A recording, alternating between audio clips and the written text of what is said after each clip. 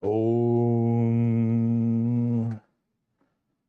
Stapakaya cha dharmasya sarvadharma swarupine Avatara Varishtaya Ramakrishna Te Namaha. Om. Salutations to Bhagavan Ramakrishna, the establisher of all dharmas, one who is also the embodiment of all the dharmas. Salutations to the best of the avatars.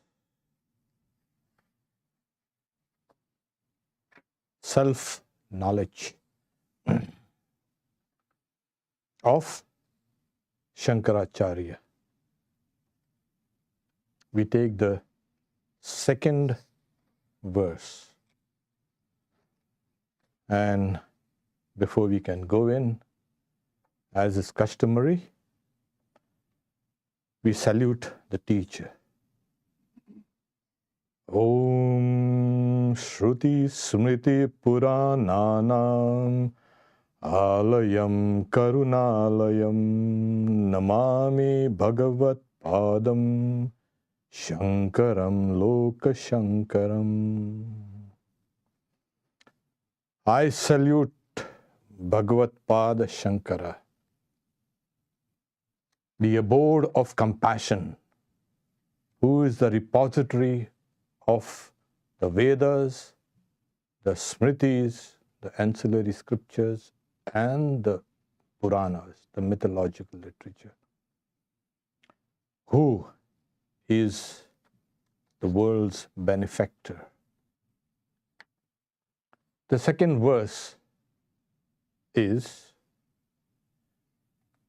those who are following it with a book could go read it as fire is the direct cause of cooking. So knowledge and not any other form of discipline is a direct cause of liberation. For liberation cannot be attained without knowledge. This might sound a little, you can say, fanatical. Only with knowledge, not anything without knowledge. We'll explain it. As we have explained the word Atmabodha, self-knowledge.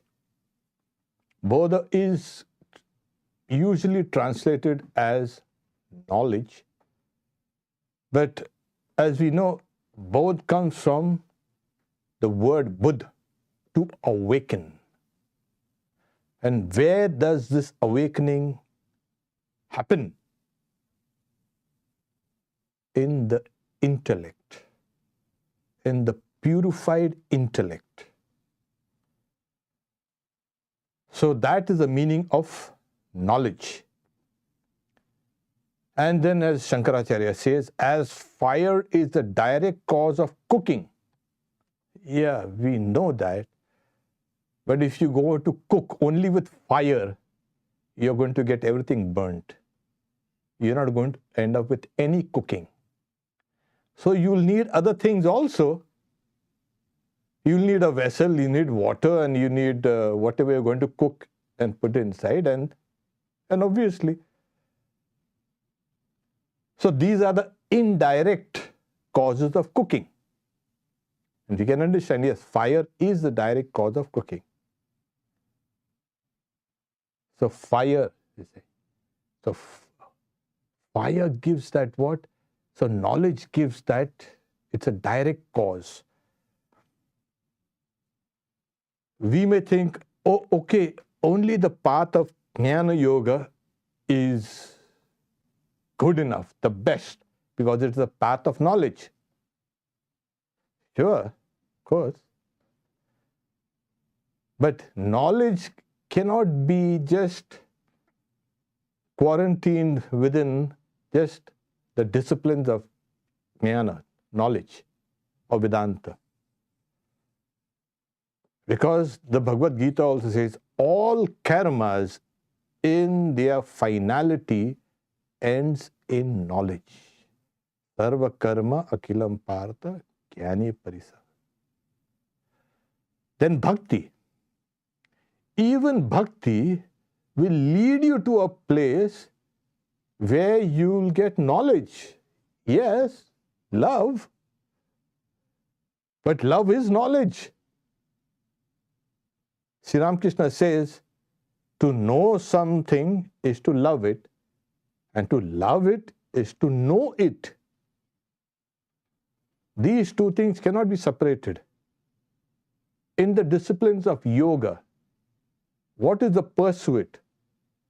Liberation, yes, but it is a knowledge of the distinction between the Purusha, the self, as separate from nature.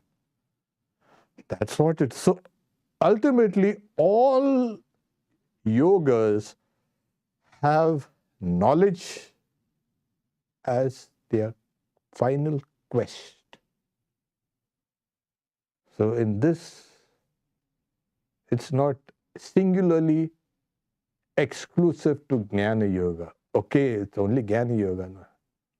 This awakening in the intellect can happen through any other means.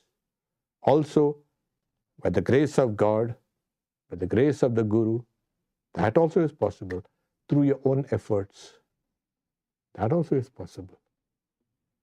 So Sri Ramakrishna says there are four types of perfection.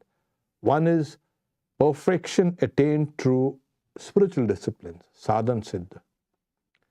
There is perfection attained through dreams, swapna siddha, or visions.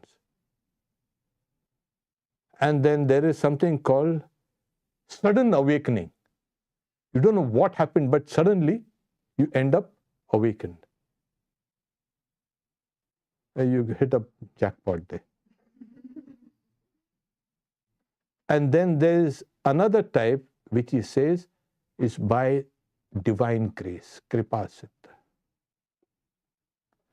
Here we have, so it can happen through any means. There are people who the Guru slaps that person and he gets awakened. The Guru yells at a disciple from a distance. He recognizes that person and the disciple is awakened. Some disciples see the Guru and get awakened. Or they might go to a temple, they'll have a vision of the deity. So it is not exclusively the Jnana Yoga path. It is, there's a kind of a glamour there, there's a kind of directness there. And also there is something called, you've dispensed with all the superstitions. It's a clear cut. But as the Upanishad says, Shurasya Dara, it's like walking on the edge of a razor. And nobody wants to walk on the edge of the razor. They stand outside and then say, hey, we are Advaitins. Advaitin will walk. But the Advaitin will walk on the edge of the razor because Vedanta takes you and situates you on the borders of your ignorance and knowledge.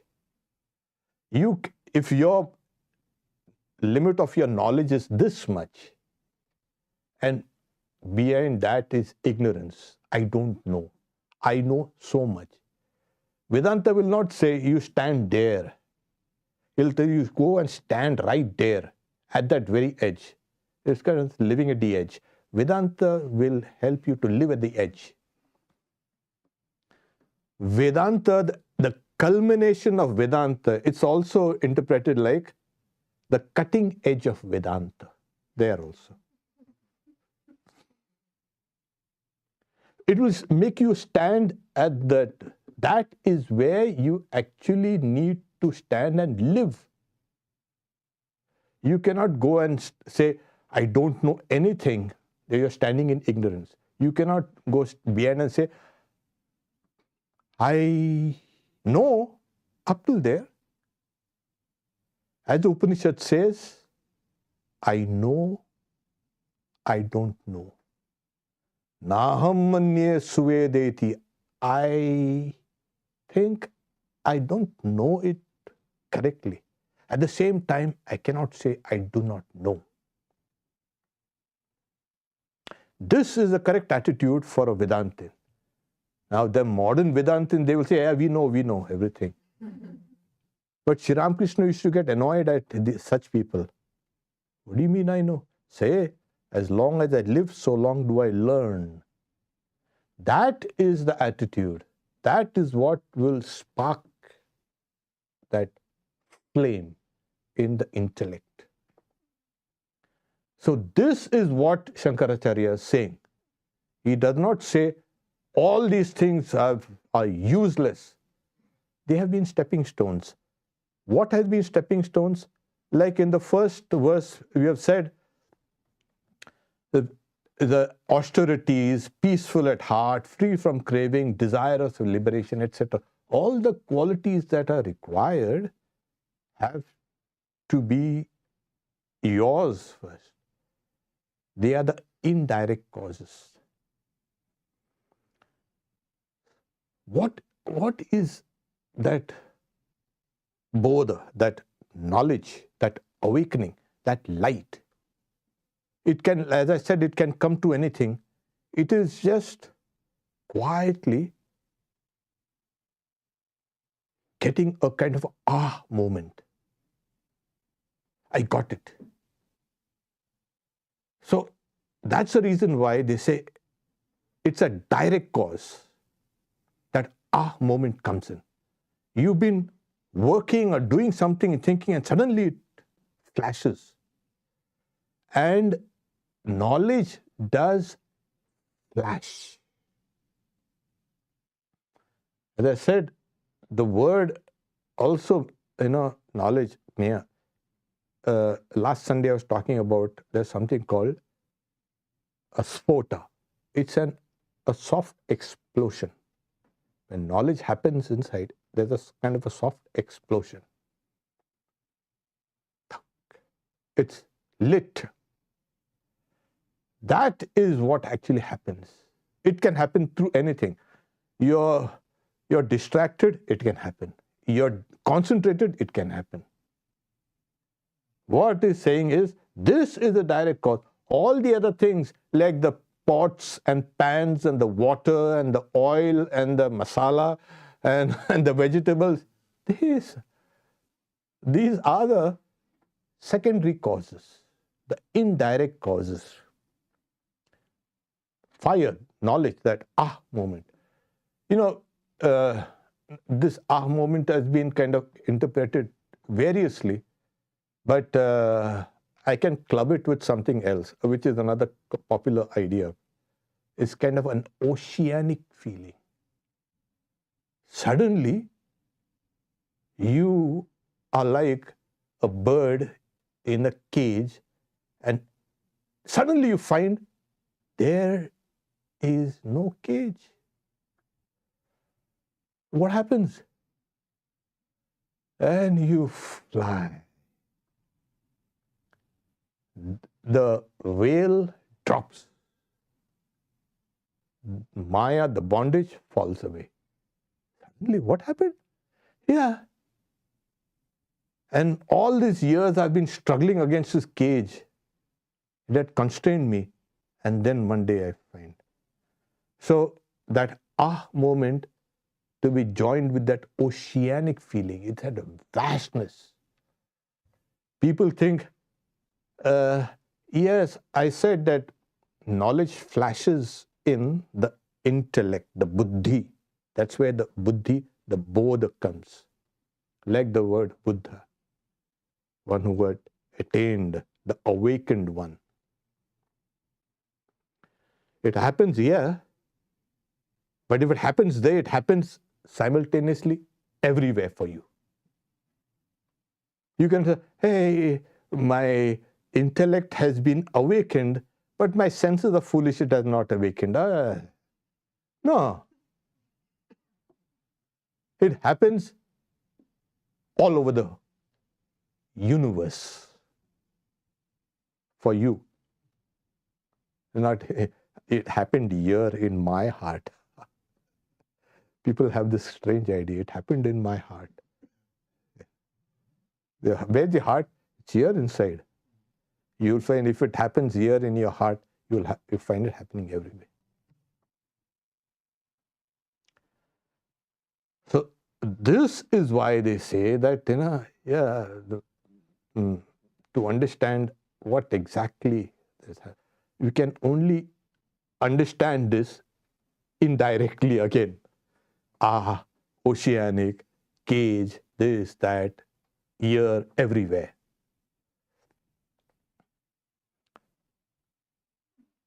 So saying, as fire is a direct cause of cooking, so knowledge and not any other form of discipline, they are not called direct, is a direct cause, fire, of liberation. For liberation cannot be attained without knowledge. He has spoken about in the footnotes, attained. What do you mean attained? Is it something to be attained? Now here Vedanta says it has not to be attained. It is a figure of speech, and that's the reason why it said attain. It's attained knowledge. What do you mean attained knowledge? That militates against the basic doctrine of Vedanta, that the self, the Atman, is always there. What do you mean attained? It is ever present. It transcends past, present, future. How do you attain something which is always there? It's ever present. So it's, like I said, it's a figure of speech. Knowledge is attained. Liberation is attained through knowledge. I'll read the Sanskrit for those who are the followers of Sanskrit.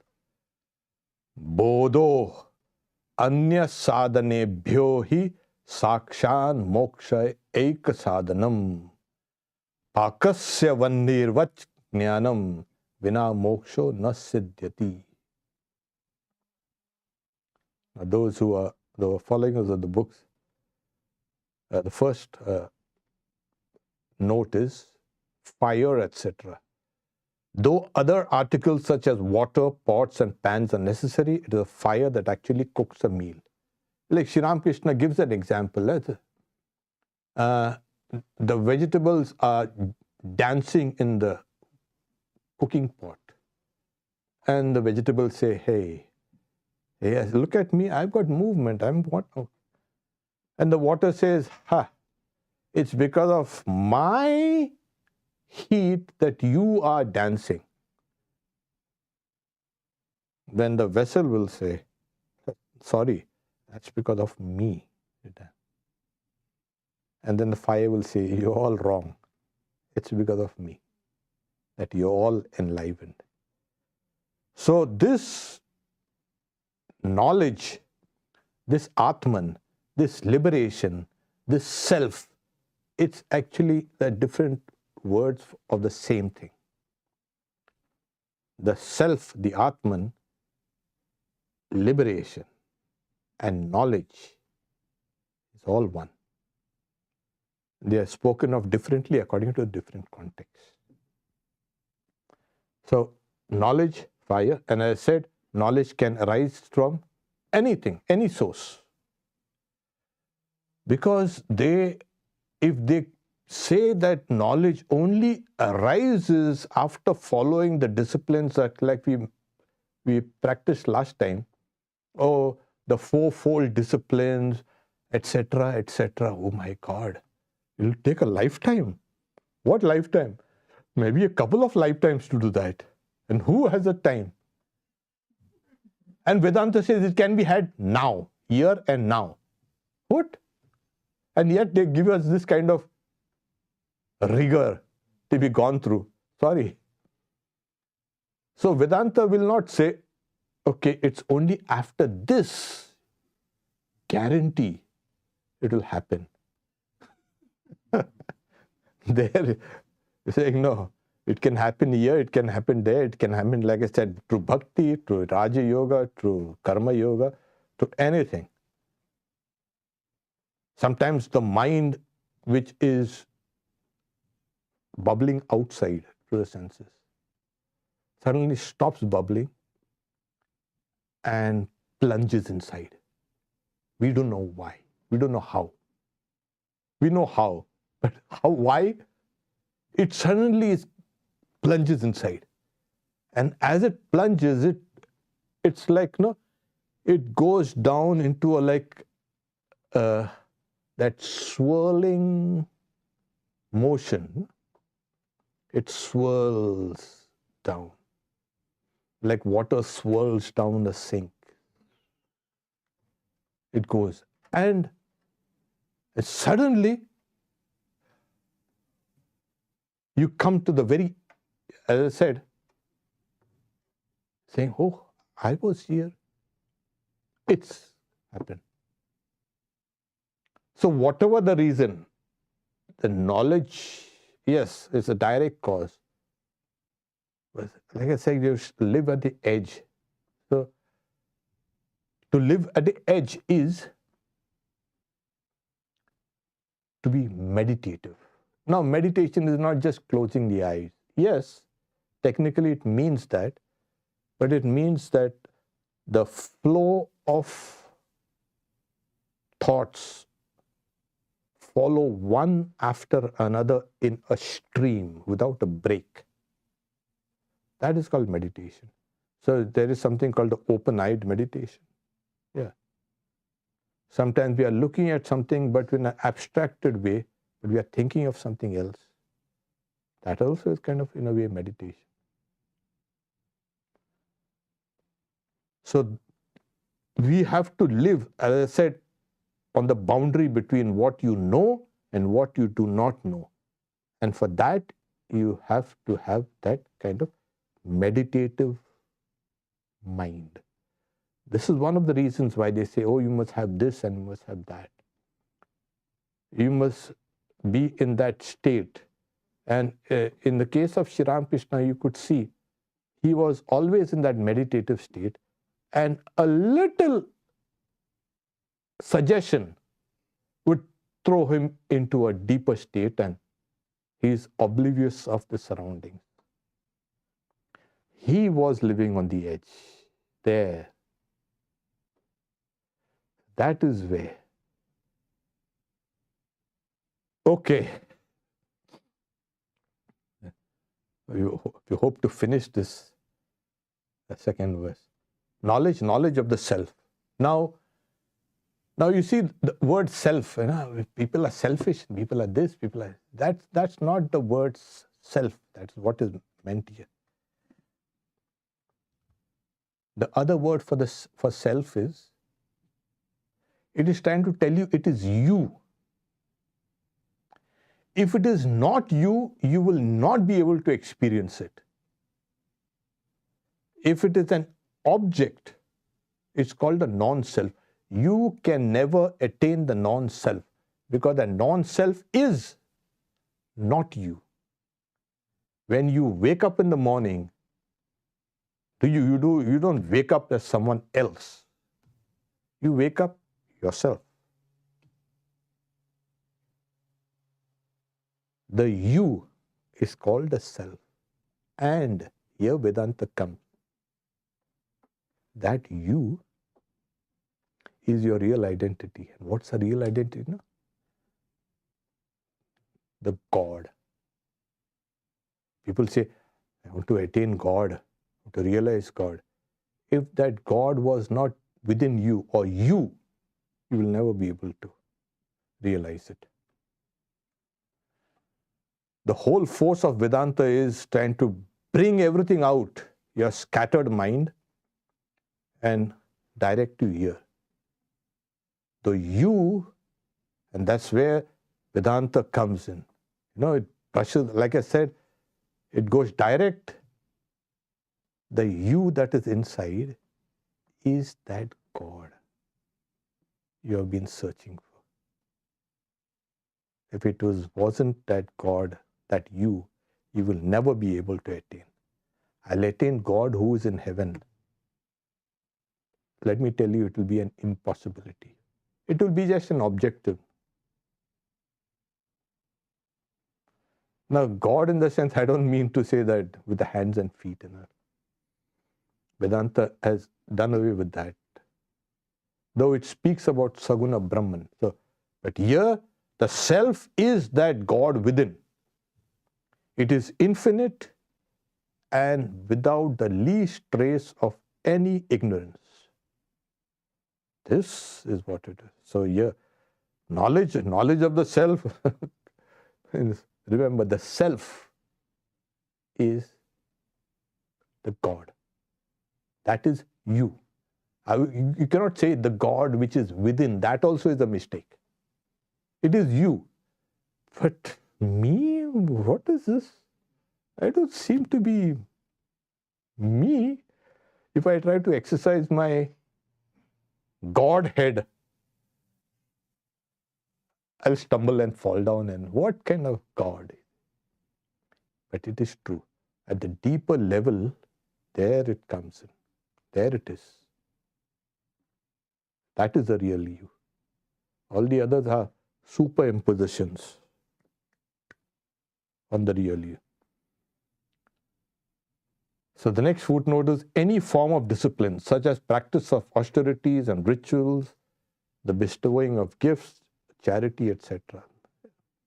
These are things that one needs to do to purify your mind. Purification of the mind, as I've mentioned, it is grasping your old ideas of the self and throwing them out. Yes, it takes a great deal of courage. Nothing doing. So all these austerities, tapasya, rituals, puja, etc., hundreds of rituals, gifts and dana, and all these things, charity. These were just things that were leading you to. So as I say, the purpose of the disciplines is the purification of the heart, creating a mental condition. What happens is they stress on this because anything that makes your mind go within is good. Anything that draws your mind out should be avoided. Now, here Swami Nikhilananda has given a long, you can say, explanation. According to Vedanta, the truth about man is that Brahman or infinite spirit. Now you see, they will keep on stressing, you are that Brahman. But right now, these are just words for us. Infinite. What do you mean infinite? There's a mathematician, they will tell us something about infinity. That's not the infinity that we want. Yeah.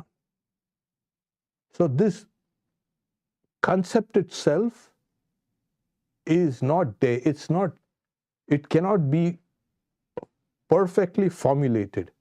Either you think of a vast sky, space, or a vast ocean, or the opposite of something which is finite.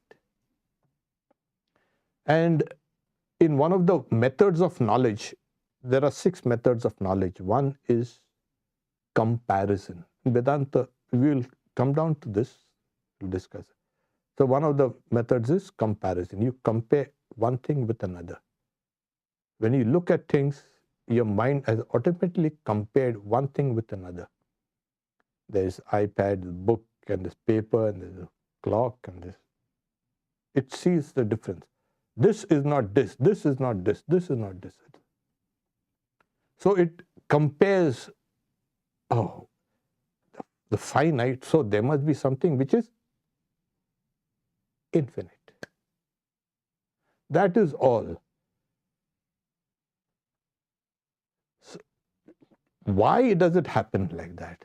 Because as Vedanta will say, they will say, because of Maya. Then what is Maya? We do not know. It cannot be described. It is indescribable. Then you will say, where has it come from? We do not know. Again, it is indescribable. Is it really so? They're trying to escape the idea of explaining. Yes, you cannot explain. So Swami Vivekananda said this is the statement of facts. That you, as the Atman, are thinking you are a human being. How can that be? How can the infinite think of itself as finite? So we do not know. And Swamiji, in one of his Jnana Yoga lectures, the philosophy of Vedanta was forced to admit it. We do not know how the infinite has become the finite. Vedanta will say, it has become, to explain things, it has become finite through Maya. Again, we come down to the same old thing.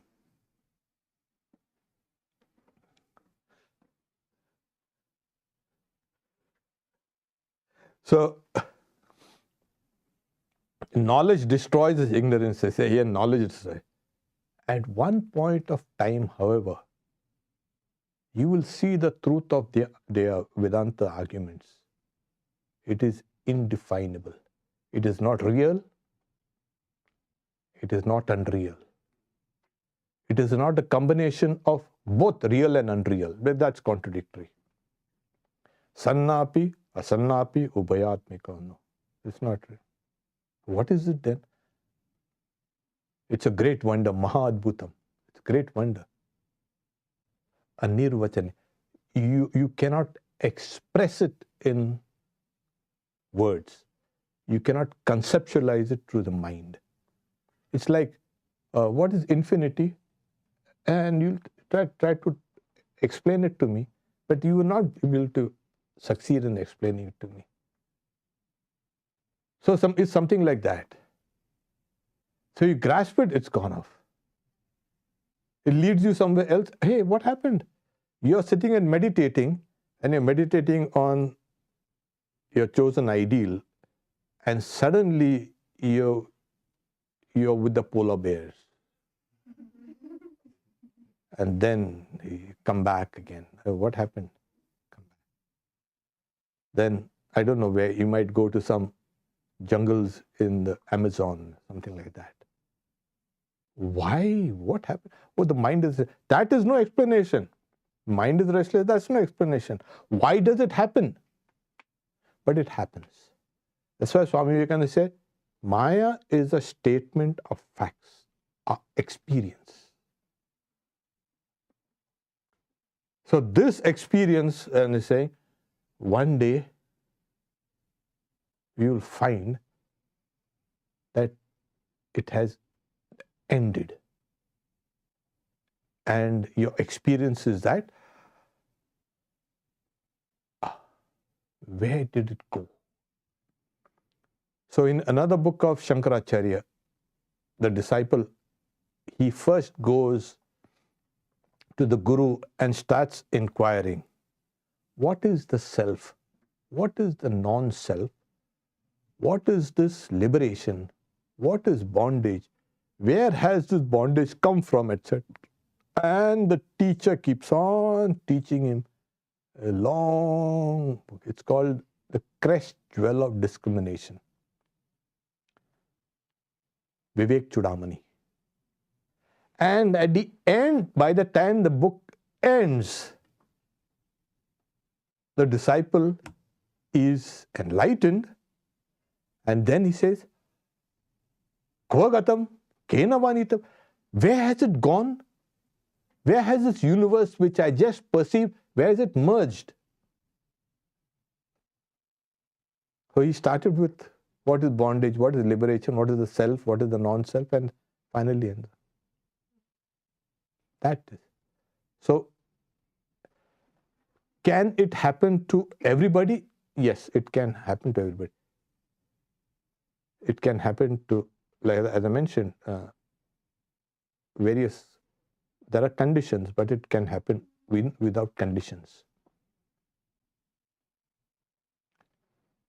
So, because Vedanta will say, oh, it's only this person here of this capabilities is eligible for that, then it will make that big mistake of becoming exclusive.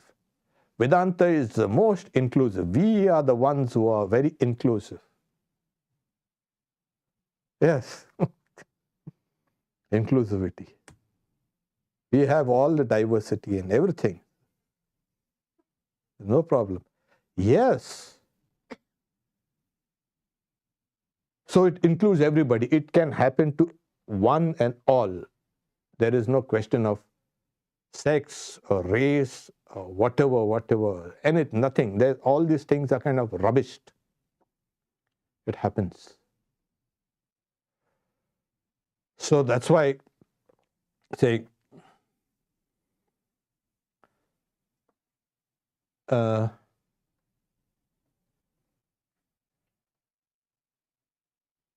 we will take, there's another long discussion. I'll give you just a hint before we can take this subject in the third, you can say, verse, which is next Friday. But there is something called, in this, there is a direct meaning of things and an implied meaning of things. Okay, in Vedanta, they have got a huge discussion on direct meanings and the implied meanings. So in brief, they use this technique to explain God and the Jiva. Okay, what is the direct meaning of thou art that? Because that is what the final awakening comes through these sentences, these few words. Thou art that. In some aspects of Vedanta, they are saying, no, all that flashing light and all these things, everything is nice. We agree. Oceanic, and all that, all right. But it happens through the realization of these words. Thou art that. Okay. As simple as that. Only 3 words? Yeah. So there's a direct meaning, thou art that. It's something like, oh, this is that Devadatta. What do you mean, this is that Devadatta? Or like, oh, this is that Mr. Smith.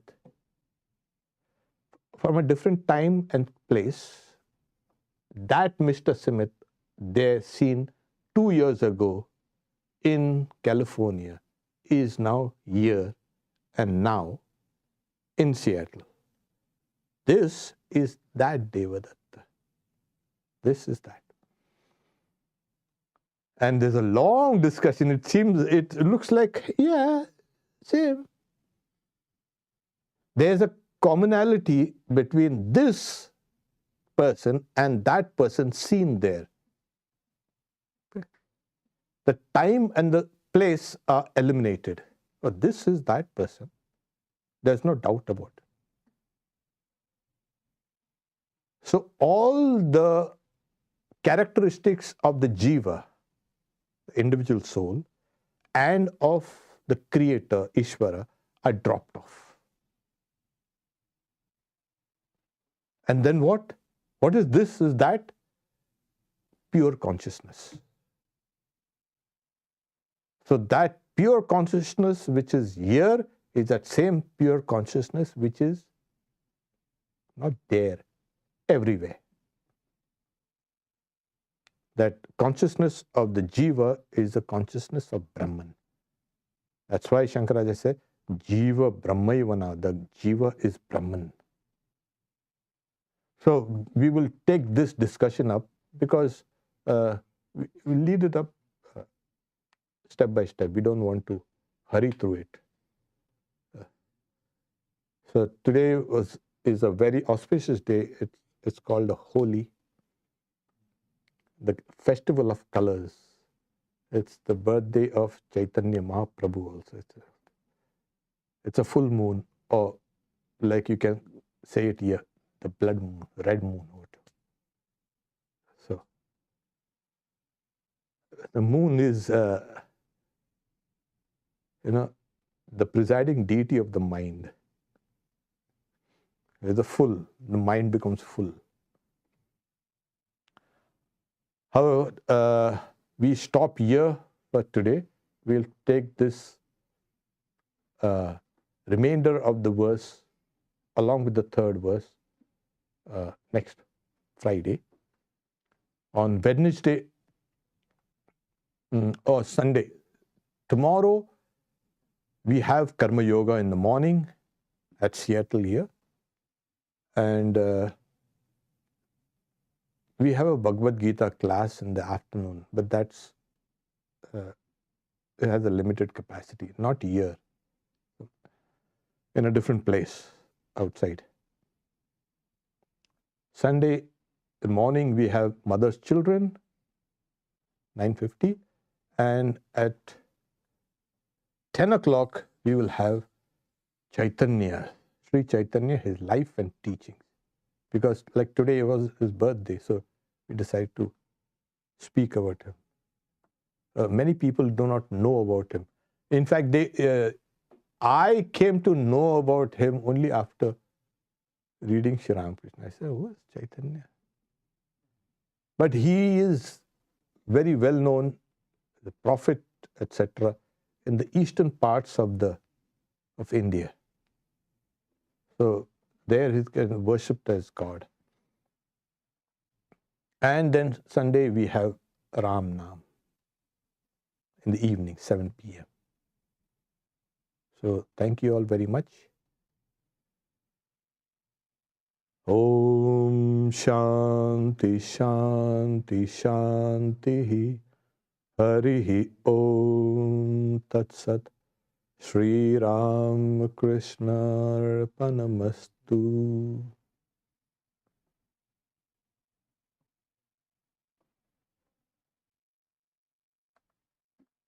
There were no questions here. So in-person questions are there.